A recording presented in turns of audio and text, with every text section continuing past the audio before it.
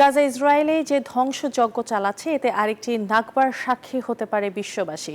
শুক্রবার এই বিষয়ে সতর্ক করেছে জাতিসংঘের একটি বিশেষ কমিটি। এ সময় ইসরায়েলের বিরুদ্ধে জাতি নির্মূলের অভিযোগও আনা হয়।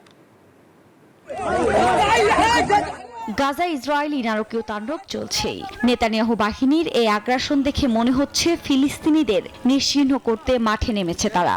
একদিকে হামলায় মরছে মানুষ, অন্যদিকে খাদ্যের অভাব তিলে তিলে মৃত্যুর দিকে ঠেলে দিচ্ছে ফিলিস্তিনিদের।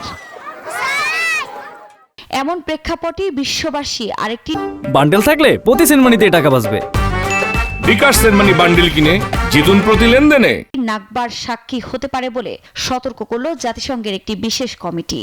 শুক্রবার ওই কমিটির পক্ষ থেকে ইসরায়েলের বিরুদ্ধে জাতি নির্মূলের অভিযোগ আনা হয়। 1948 সালে ইসরায়েল প্রতিষ্ঠার সময় যেমন 7,60,000-এর বেশি ফিলিস্তিনিকে তাদের ঘর বাড়ি থেকে উৎখাত করা হয়েছিল, বর্তমান পরিস্থিতিও অনেকটা তেমন বলে প্রতিবেদনে উল্লেখ করা হয়। সম্প্রতি গাজার উত্তরাঞ্চল থেকে লাখ লাখ ক্ষুধার্ত ফিলিস্তিনিকে বাস্তুচ্যুত ও 6টি শিবিরে আটকে রাখার পরিকল্পনা করে আইডিএফ। ওই পরিকল্পনার পরপরই এমন মন্তব্য করল জাতিসংঘের বিশেষ কমিটি। বিভিন্ন আন্তর্জাতিক প্রভাবশালী গণমাধ্যমের বরাতে জানা যায় 1948 সালের 14 মে ইসরায়েল প্রতিষ্ঠা হয়।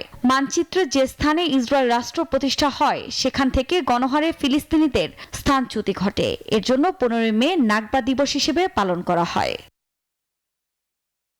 আফরিন মৌ, নিউজ 24।